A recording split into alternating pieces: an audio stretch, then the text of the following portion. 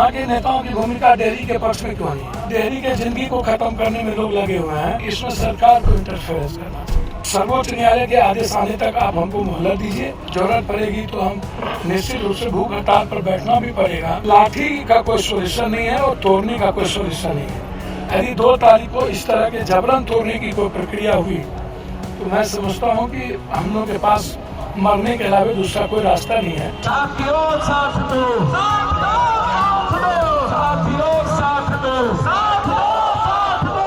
पूरे के पूरे 1500-1600 जो क्वार्टर है, जिसका आप पूरी समझ लीजिए कि कितना संख्या होती है और कितने लोग, एक बाजार बसा हुआ है उस पर, उसको यदि हम उजाड़ देंगे तो डेयरी का जो चमन है वो तो बिखर जाएगा।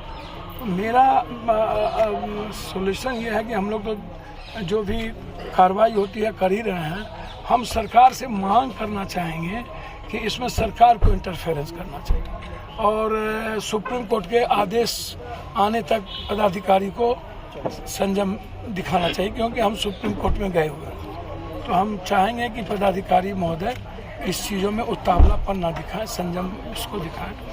दूसरी चीज़ जो सबसे बड़ी बात है कि डेहरी में जब एक तो ज़मीन नहीं है कहीं पर, जब डेहरी में हमारे पास इतनी बड़ी ज़मीन है तो आधी ज़मीन पहले ही माफिया विभिन्न लोगों के हाथ आपने गिरवी रख दिया, बेच दिया, आप माफियाओं को दे दिया। छोटे छोटे माफियाओं को आप एकदम समझिए कि पौने दाम में आपने सब कुछ बेच दी। तो डेयरी की ज़िंदगी तो आपने माफियाओं के हाथ में दे दिया। तो निश्चित रूप से मैं समझता हूँ, अच्छा यहाँ के नेताओं की भूमिका डेयरी के पक्ष में क्यों नहीं है?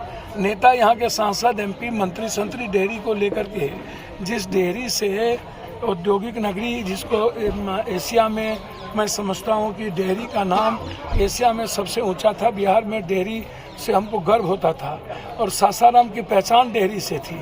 और डेयरी रेलवे स्टेशन दुनिया जानती है, सासाराम नहीं जानता है। दुनिया की सारी एक्सप्रेस डेयरी में रुकती है और डेयरी के ज़िंदगी को ख़त्म करने में लोग लगे हुए हैं।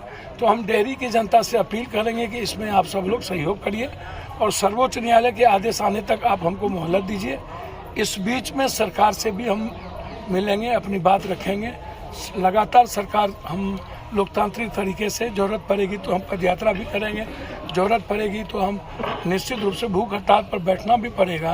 पूरे परिवार को लेकर के तो हम जनता सरकार के सामने बैठेंगे, लेकिन लाठी का कोई सोल्यूशन नहीं है और तोड़ने का कोई सोल्यूशन नहीं है। यदि 2 तारीख को इस तरह के जबरन तोड़ने की कोई प्रक्रिया हुई तो मैं समझता हूँ कि हम लोग के पास मरने के अलावा दूसरा कोई रास्ता नहीं है। हम लोग अपने अधिकार के लिए और डेयरी को बचाने के लिए सर्वस्व त्यागेंगे।